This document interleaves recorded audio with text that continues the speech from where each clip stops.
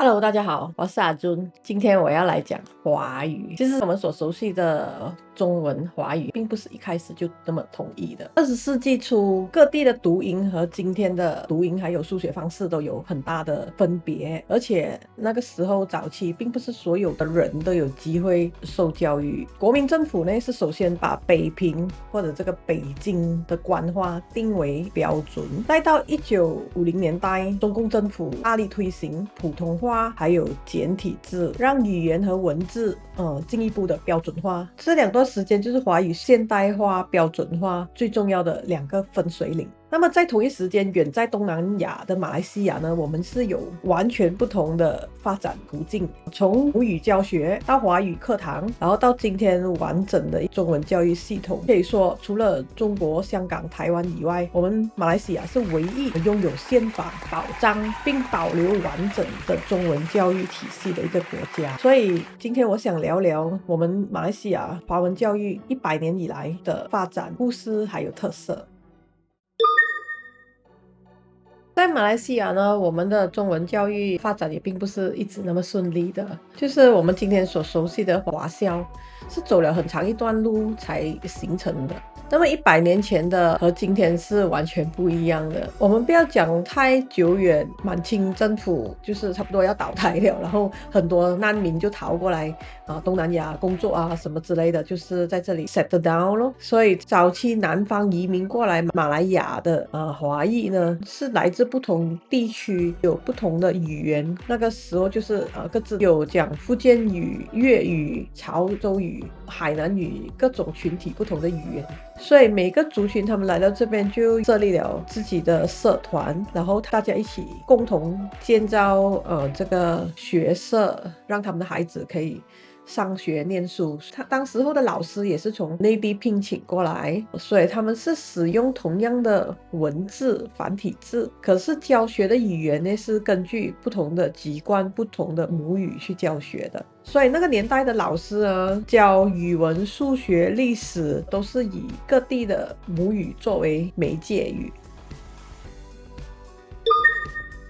那么到了1950年代、60年代，就随着中华民国和中华人民共和国的发展，还有政治变化啦，那么华文出版物就越来越大量的流通到我们东南亚咯，各地的华校就开始学标准的华语，就是这个北京话了。但是许多讲解上，他们还是用各地的母语的，因为那老师都是讲潮州话啊、讲福建话、讲客家话的。一直到1960年代后期，随着师资的培训、教材统一，华语才真正成为主流的教学语言咯。那么到了1970年代、80年代，华校已经基本上是以华语作为唯一的媒介语咯。然后那时还推行很多少说方言啊、多说华语的这样的一个运动。80年代开始，那些新的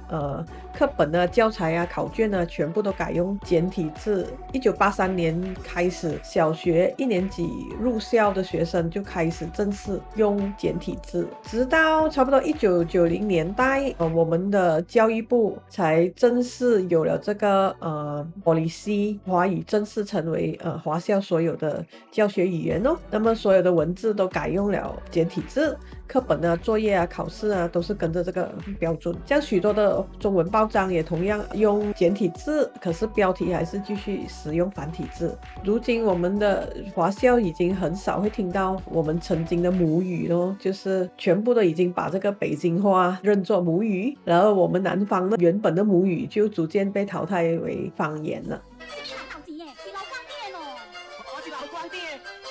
那么随着上一辈老去的离开的，我们的福建语啊、粤语啊、潮州语、客家语这些海南语的母语，我们已经很少会在生活中听到繁体字。对于很多年轻人来说，更加是可能只是会看不会写，所以我们一直在流失的我们祖辈带过来的这些文化跟传统了。走过100多年的历程，可以看到我们今天所拥有的华文教育并不是那么容易的。从早期的华社自办的母语班，到各地宗亲教会筹建校舍，再到1961年的教育法令带来各种的不确定，尤其华小曾经在这个教育法令下是随时可以被改制的，因为这个条例很多学校都得不到经费啊，得不到政府的资助，有的教室屋顶漏水啦，木板的梁柱被白蚂蚁蛀空啊，还有很多都是靠华社自己募款办义演义卖，还有很多庙宇教会都有捐赠很多帮助华校，所以一直到1996年这个教育法才正式删除掉这个让华小可以随时被改制的条款，那么华文教育在马来西亚才正式被承认为我们的马来西亚教育体系里永久存在的一个部分。所以这一切来的都不是那么容易的，是经过很多代人的坚持付出还有努力去争取而得到的。虽然今天华校还是面对着各种各样的问题，包括师资短缺啊、经费短缺啊，然后非制度化的拨款啊，但是我相信我们华校毕业的子弟们如今都已经是成人成才，在各行各业大放异彩，所以他们都可以继续为华校发声，然后回馈给各自的母校吧。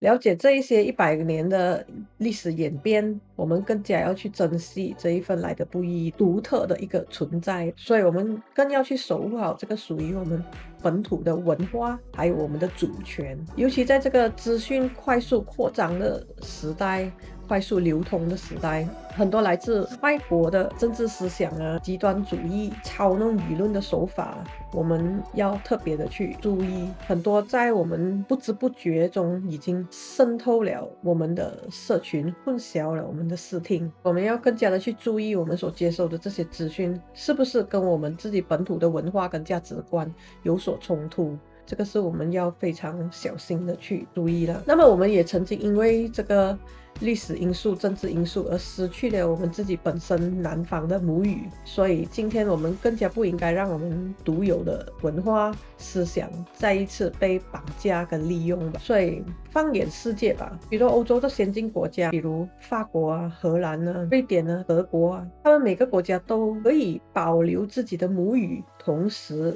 也还是可以在科学、艺术、医学、科技领域大放异彩，一起为人类的文明做出贡献和努力。他们证明了一件事，就是同化只会让我们的文化萎缩跟消逝，而真正的力量是来自于包容、更加的多元性的发展还有共存。所以身为中华后裔，生活在多元的马来西亚，我们更应该能够理解和珍惜这一份价值。在马来西亚这片多元的土地上，我们可以保留我们的语言跟文化并不是退步，而是让我们的文化更有韧性跟生命力。也正因为我们的华社多年来的努力与坚持，我们才能够拥有今天高素质完整的中文教育体系。即使华裔的学生是逐年在减少，可是我们也可以看见越来越多有族同胞的孩子也选择华校作为他们的小学教育，所以这也是文化的生命力最好的证明，薪火相传，生生不息。最后，历史一直在提醒我们，掠夺、排挤他人、欺压他人，从来都不会带来真正的进步的。一人独大只会走向孤独跟灭亡。真正让人类走向更美好，只有合作，而不是征服；不是消灭差异，而是尊重与接纳差异。当我们珍惜语言的多样性的时候，守护我们自身本土的文化，我们要以道德跟智慧明辨是非，然后去开创一个新的和平时代吧。这才是全人类文明应该向往的方向和道路。